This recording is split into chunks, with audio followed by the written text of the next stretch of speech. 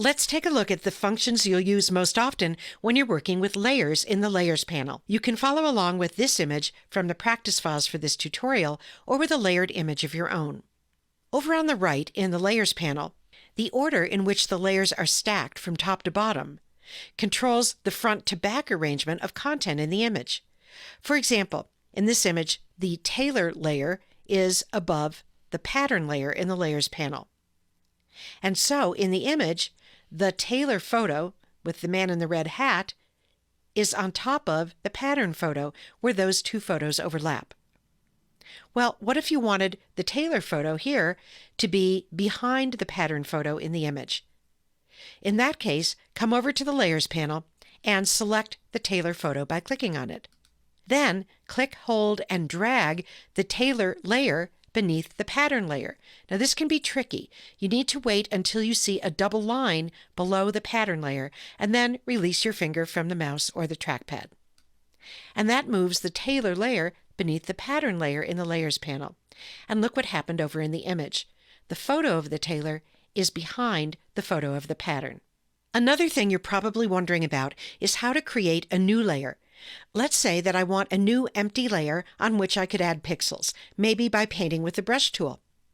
First, think about where you want to add the layer in the layer stacking order and select the layer just below that. In this example, I'd like to add a new layer above the pattern layer because I want to paint on top of this pattern. So I'll go to the Layers panel and I'll select the pattern layer, and then I'll create my new layer by going to the bottom of the Layers panel and clicking this icon with the turned up page corner. That creates a new layer above the pattern layer. Adding a layer this way creates a pixel-based layer on which you could do things like add color. If you use a different tool like the Type tool or the Shape tool, or if you use the Place Embedded command to add a new photo or another image to a composition, all as we'll do later in this tutorial series, Photoshop will make a new layer for you automatically. So don't be surprised if you see extra layers in your Layers panel when you use any of those functions. When you do make a new layer, it's a good idea to give it a name that's meaningful to you, so it's easier to find later.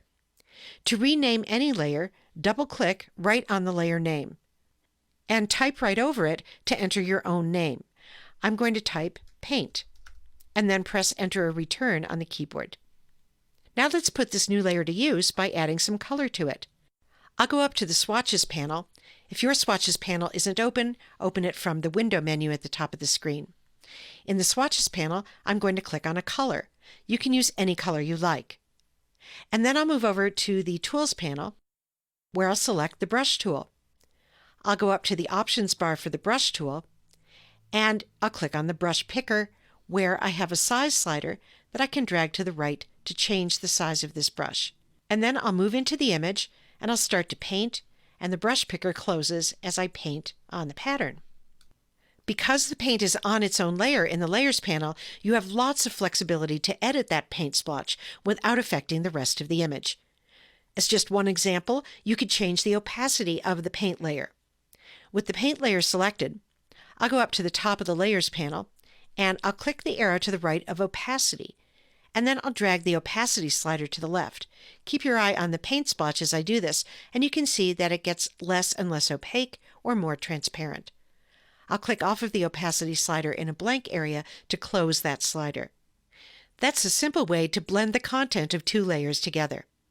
Finally, what if you decide that you don't want the contents of the new layer at all? You can delete that layer or any layer by selecting it and then pressing the Delete key on a Mac keyboard or the Backspace key on a Windows keyboard. And don't worry, you can undo that by pressing Command+Z on the Mac or Control+Z on a Windows keyboard.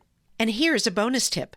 There are even more layer-related commands located in the panel menu, which you can access by clicking this little menu icon at the top right of the Layers panel.